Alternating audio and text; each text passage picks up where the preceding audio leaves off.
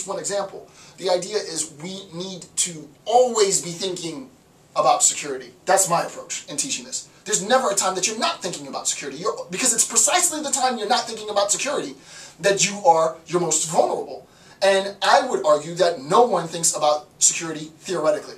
It's always about securing persons, securing infrastructure, securing money, securing the mechanisms for X, Y, Z. No one's thinking about security. No one's thinking about security in terms of theoretically securing the things that you're saying. I want to make sure that when I stand at the podium and I address population X, when I travel to country Y, that I am saying the things that will elicit stronger ideological defense of my interests. That's just as important, believe it. It's just as important, but it's really, really difficult to do, and it's extremely difficult to defend and have an understanding, because then it really becomes just logic, right? Okay, so here's the aside, and I'm running out of time, so after the aside I'll probably break and switch. Yeah, I'll break after the aside, and then we'll pick up with defining the field, knowledge and power. Okay, so here's the aside. For young academics with strong theoretical training, the opportunity to contribute to the development of the emerging canon presents a unique and rare opportunity for those battling for tenure. I understand the context with which we live, right? And a lot of emerging academics are entering the job market. There's a rapidly aging population, right? There's a rapidly aging population of academics, and we need to be able to facilitate real rigorous discourse within this field, because the aging academics already have tenure, and a lot of the work that they did, the seminal work that they did, was in an era where national security interests were completely different, right? Most of the and most of even the post-Cold War stuff, until about 1990s early, is all centralized threat, right? We're talking about more sort of bureaucratic administrative processes, right? Because the threat is centralized. So you will have centralized negotiations, and you'll have centralized peace treaties.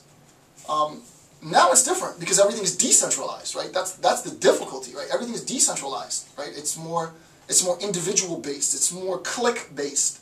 Because of global trends in copycatting, it's more sort of clique and cell-defined. Wow, that cell, that group, that individual was very, very successful. I'm going to start an organization that does exactly the same thing that they did, but I'm going to take it one step further. I mean, how do you really mobilize against that ability? That's the difficulty. Now, I have a tremendous amount of willpower, and I'm almost certain that I'm going to figure out some stuff myself, and none of which I'm going to discuss publicly, because this is the heart of what it is that I'll be writing about. But I would encourage you to do the same, right? I'm telling you what I'm going to be doing. You go out there, you do the same. Put out the book before I put out my book. It doesn't matter. There's room for all. That's the idea, right? There's an opportunity. We need to be able to seize this opportunity, because it's our generation. It's this generation of young academics who are going to go into poli-sci, who are going to go into IR, who's going to go into conflict resolution, who is now going to go into this new emerging discipline, right? Not specialization, but a bona fide discipline of national security. And it's our obligation to contribute and create new conceptual frameworks with which we can generalize across populations to better fortify and secure our respective national interests. You secure your national interests, I'll secure my national interests. And then some of us will rise to the top and we'll talk about security as such, right? So there's an opportunity here, and if you're just in it for the tenure, then hey, go for the tenure paper chase and, you know, you'll get tenure. If you're in it like me, because my institution doesn't grant tenure, where I'm currently employed, if you're in it like me for something else, because I have to be, because I'm not getting tenure, and I turned down a position that was going to grant me tenure, so it's not like I wasn't able to get tenure. I came to the institution that I came because they realize and they give me the flexibility I need in order to do this. And this is a huge contribution I feel that I'm making. And specifically now, the contribution is a sense of enticing future theoreticians into the field, because this field is ripe. This field is ripe for the possibility of discovering and conceptualizing new theoretical models. This field is ripe. So if you want to get your name out there, which is, for me, way more important than any tenure, if you want to get your name out there and you want to show the world that you're a positive, powerful thinker, I would encourage you to jump into national security affairs and put your 2 cents, make contributions theoretically, and see what happens. It gets implemented, great. It doesn't get implemented, cool. But at least you made your contribution. You go to bed at night knowing that you did your bit.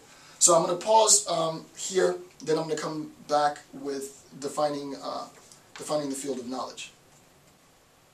Okay, so I'm going to continue the analysis. We're in the middle of page 9, defining the field knowledge power. So let's begin there. Defining the field knowledge power. All right. Defining the field.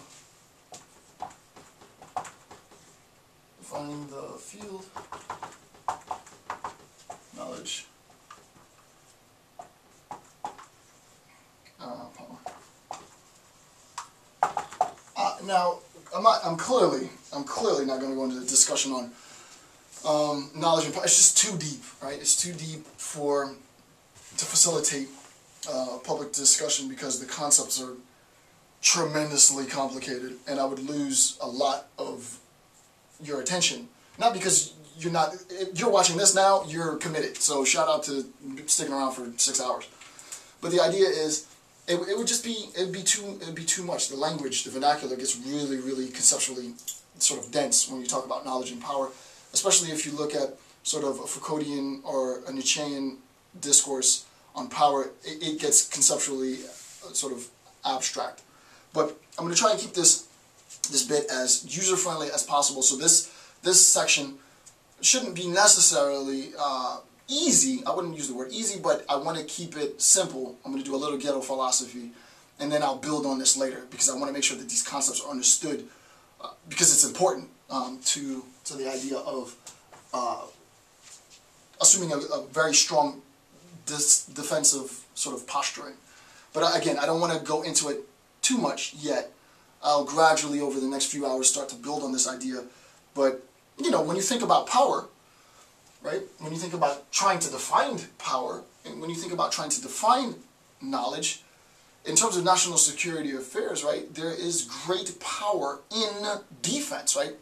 The best offense is a defense. That's the cliche. Right? Think about that, right? The best offense is a good defense, right? That defensive posturing is a powerful position to be in.